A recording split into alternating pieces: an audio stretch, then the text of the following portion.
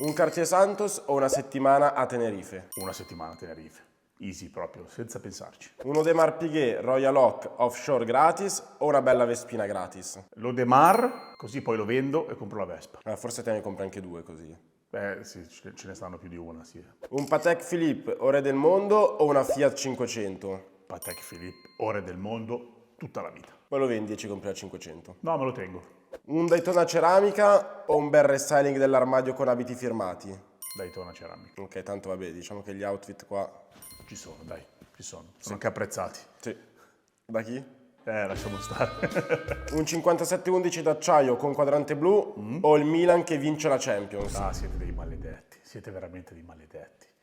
Raga, è dura qua, è dura. Dura perché 57-11 lo sapete che è il mio cruccio, ma col Milan non si discute.